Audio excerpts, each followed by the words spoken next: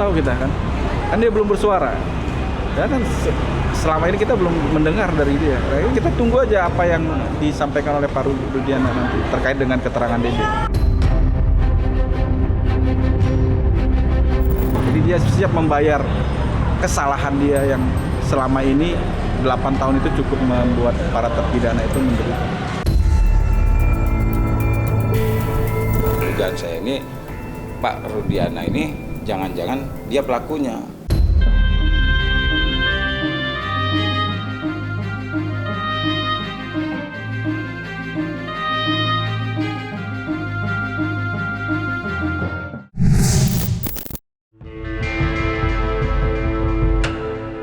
Setelah lama bergeming, Ibtu Rudiana akhirnya muncul ke tengah publik.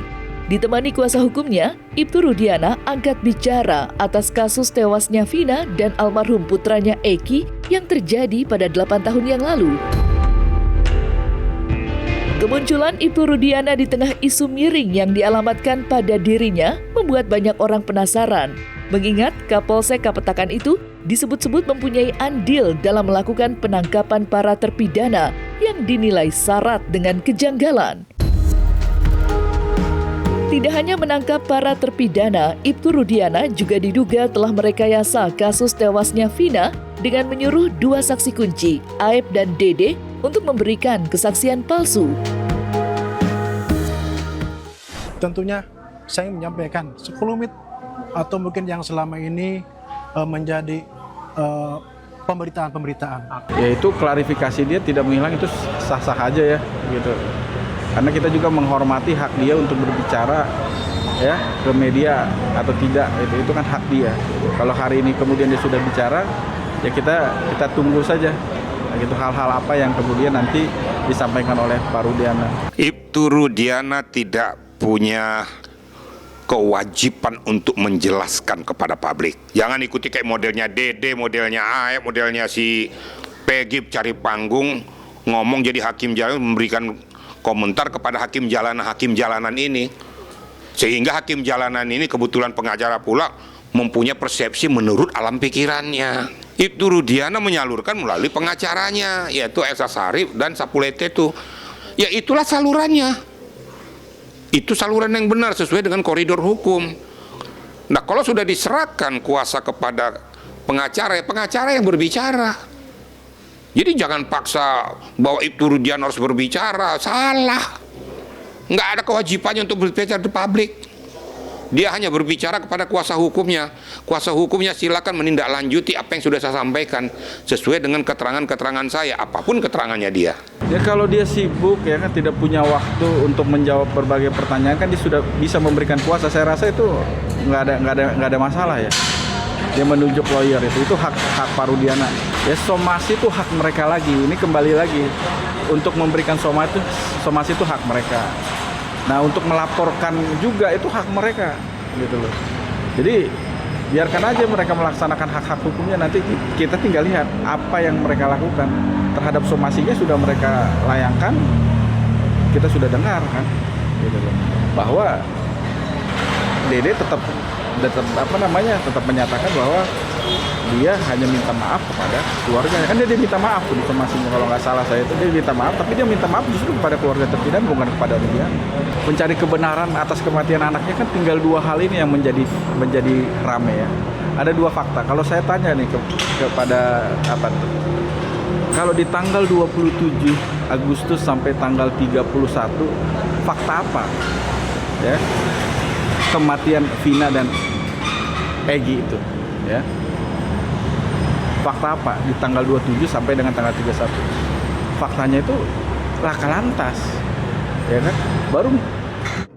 Baru ada setelah tanggal 31 ada laporan polisi dari Rudiana. Tapi sebelum Pak Rudiana membuat laporan, ya ada juga penangkapan itu dilakukan. Gitu. Jadi ditangkap dulu oleh Pak Rudiana, diinterogasi. Setelah ditangkap diinterogasi, baru dia buat laporan, gitu loh. Kalau kita lihat berdasarkan berkas perkara dari tanggal-tanggalnya itu, ini berjuang bersama, ya, untuk membawa agar para terpidana bisa mendapatkan keadilan, gitu. Karena apa? Karena kita melihat banyak kejanggalan-kejanggalan dari kasus Vina ini, gitu. Mulai dari penangkapan sampai dengan putusan, dia menyesal. Jadi sejak awal sebenarnya ketika dia menyadari memberikan keterangan tidak benar itu menyesal sebenarnya. Cuman pada waktu itu dia tidak mempunyai kesempatan yang baik. Nah ini kan tiba-tiba muncul nih. Perkara ini muncul seolah-olah itu memberikan kesempatan bagi dia sehingga dia bisa mengkoreksi keterangan dia yang dulu, ya kan, bahwa itu tidak benar, yang benar adalah keterangan dia yang saat ini, gitu loh. Nah jadi kegelisahan dia terbayar nih setelah sekian lama dan ada kesempatan diambil. Walaupun kesempatan yang diambil ini konsekuensinya dia dipidana 9 tahun. Ya, tapi apa? Waktu di DPN Pradi dia mengatakan dia siap. Nah, sekarang kita berpikir logis saja, ya kan? Kalau dia tidak jujur, bagaimana mungkin dia siap untuk menghadapi itu? Jadi dia siap membayar kesalahan dia yang selama ini 8 tahun itu cukup membuat para terpidana itu menderita. Sejauh ini yang kita lakukan adalah melakukan pendampingan ya. Pendampingan ke LPSK itu sudah kita lakukan ya. Sekarang lagi dalam proses asesmen LPSK dan kemudian nanti kita menunggu panggilan dari kepolisian terkait dengan laporan polisi kepada Dede dan Aep.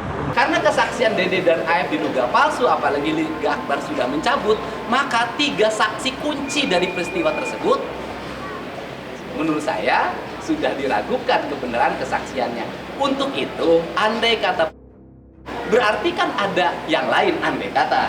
Kalau ada yang lain, maka Pak Rudiana hari ini harus kooperatif untuk berkomunikasi, duduk bareng, yuk kita cari sama-sama apa yang terjadi, peristiwa yang dialami oleh Eki dan Tina, walaupun vonisnya sudah berkekuatan hukum tetap. Jadi saya katakan sekali lagi, kehadiran Dede semestinya disambut dengan kebahagiaan bagi Pak Rudiana, bahwa Pak Rudiana selama ini mendapat kesaksian yang tidak tepat, bahkan dikatakan diduga kesaksiannya palsu, sehingga nanti bisa negur Pak Rudiana sama Aep, kamu ngebohong sama saya.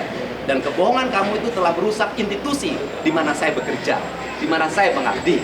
Dan ini merepotkan seluruh warga Indonesia. Merepotkan Pak Kapolri, merepotkan Pak Kabareskrim, merepotkan Pak Kapolda, merepotkan Pak Direskrim Polda Jabar, merepotkan para penyidik. Bagaimana kita, orang-orang yang diambil di atas sumpah, memiliki kemampuan dalam melakukan penyidikan, masa kita mau diperdaya oleh seorang ASN?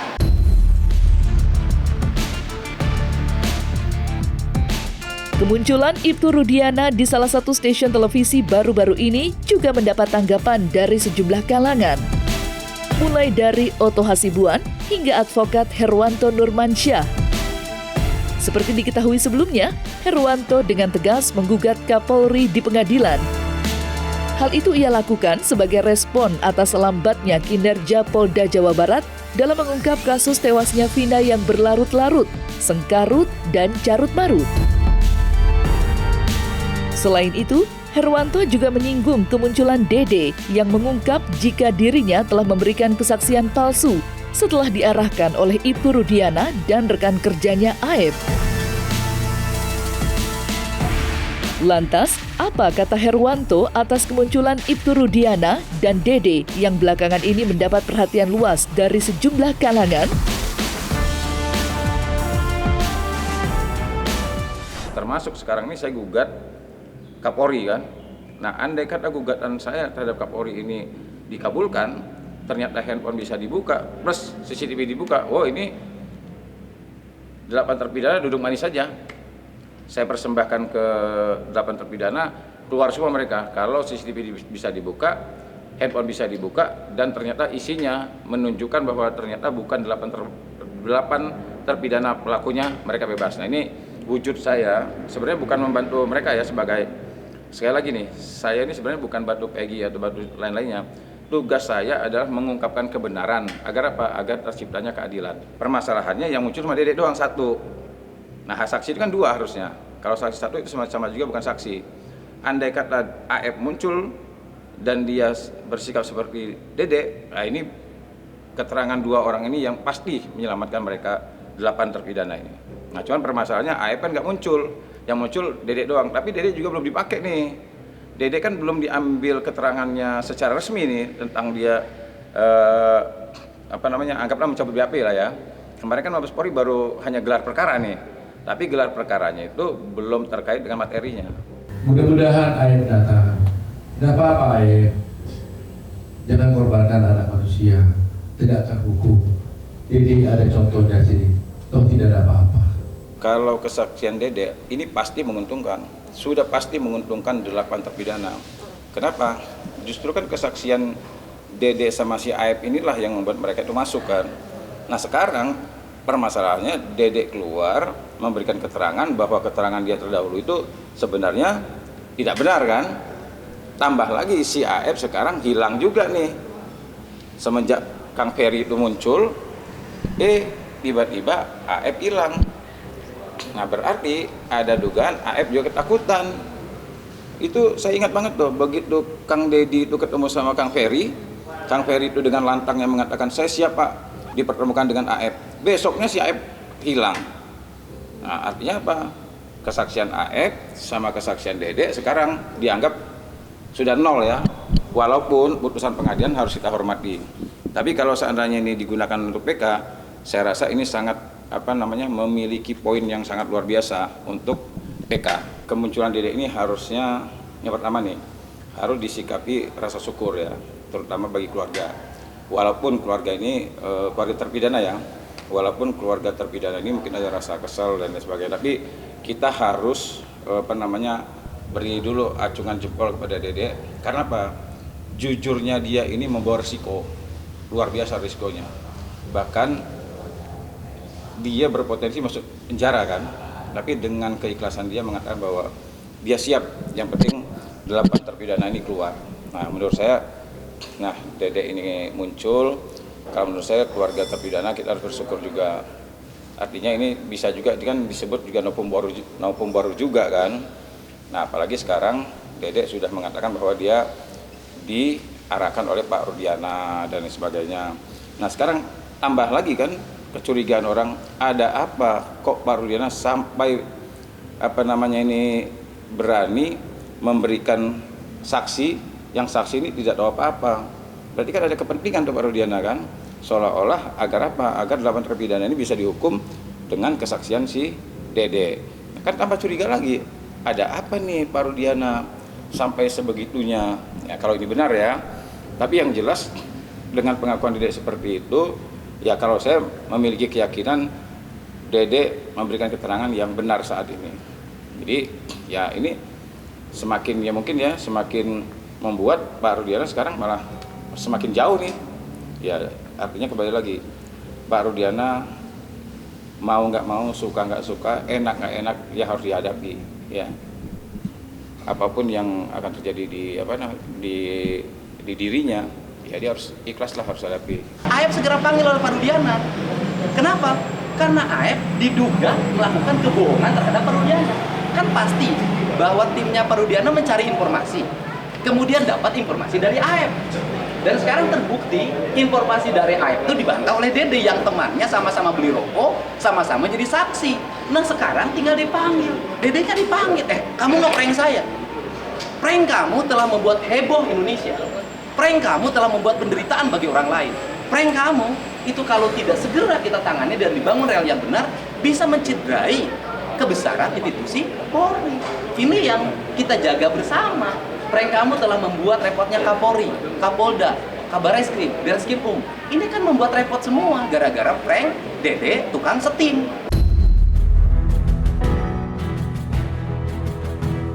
Selain mendesak Ibtu Rudiana untuk tampil di hadapan publik dan berani menghadapi berbagai tudingan yang dialamatkan pada dirinya, Herwanto juga menduga jika Ibtu Rudiana sendirilah pelaku utama atas kematian Vina dan Eki.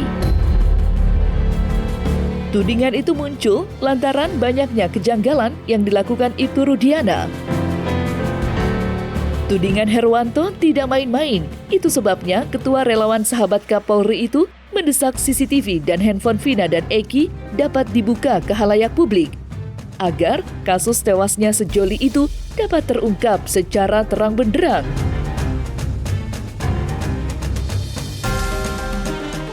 dugaan saya ini Pak Rudiana ini jangan-jangan dia pelakunya. Nah, kenapa saya bilang bisa jadi Pak Rudiana ini pelakunya? Karena begini, Pak Rudiana ini kan tidak pernah memberikan kesempatan untuk reserse untuk mencari pelakunya.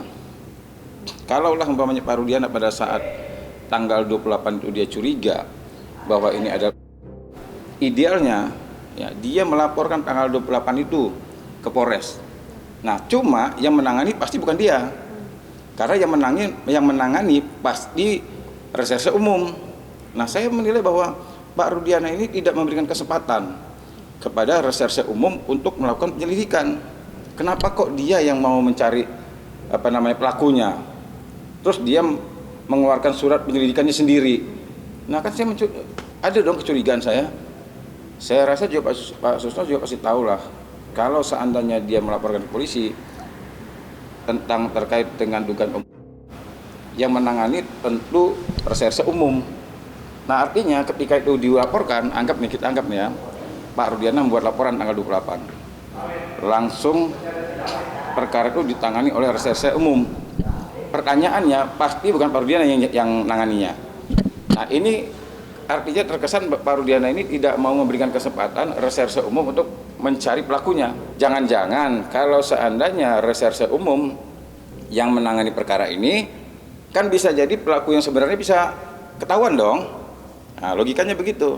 Kenapa kok Pak Rudiana tidak mau membuat laporan, tetapi dia melakukan penyelidikan sendiri, bahkan penangkapan sendiri. Nah, di sini kecurigaan saya nih, apalagi CCTV, handphone sampai sekarang belum dibuka. Kalau ini kecelakaan tunggal ya, saya rasa juga kepentingan Pak Rudiana apa? Tinggal buka aja CCTV-nya, tinggal buka handphonenya, selesai. Kalau menurut saya udahlah, Pak Rudiana tidak ada pilihan lain kecuali hadapi saja, ya. Kalau memang itu yang meninggal Eki, dia adalah ayah korban. Tunjukkanlah, bersikaplah seperti ayah korban. Kalau sekarang kan dia, kalau menurut saya ini mohon maaf, sikap dan perbuatan dia tidak menunjukkan bahwa dia ini ayah korban. Akhirnya orang timbul kecurigaan. Terlebih-lebih lagi kalau dia mencurigai tanggal 28 itu ada pembunuhan, kenapa dia tidak melaporkan? Kalau dia murni benar curiga bahwa ini pembunuhan, menurut saya dia tidak punya niat lain, pasti tanggal 28 itu dilaporkan ke Polres. Sebenarnya kami tidak ingin meladeni ini semua. Akan tetapi karena memang tudingan ini sudah sangat jahat sekali, fitnah ini sudah sangat kejam sekali, al-fitnatu asaddu minal qatli. Artinya, fitnah itu lebih kejam daripada. Ini luar biasa sekali.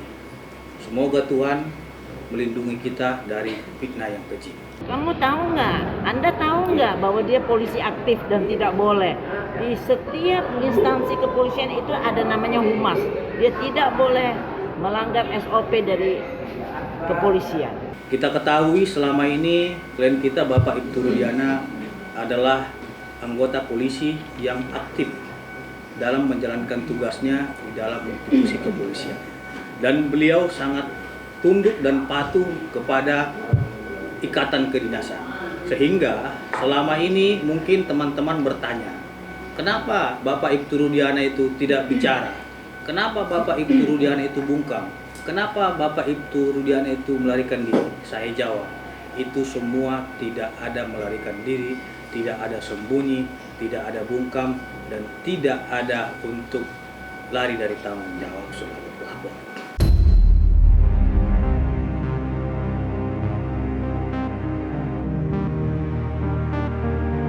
Nah, selesai sudah Cumi Lovers, saksikan terus Cumi Camp In-Depth, kabar lengkap, mendalam, dan akurat dari narasumber terpercaya. Dan jangan lupa untuk like, subscribe, dan juga share channel YouTube Cumi Cumi.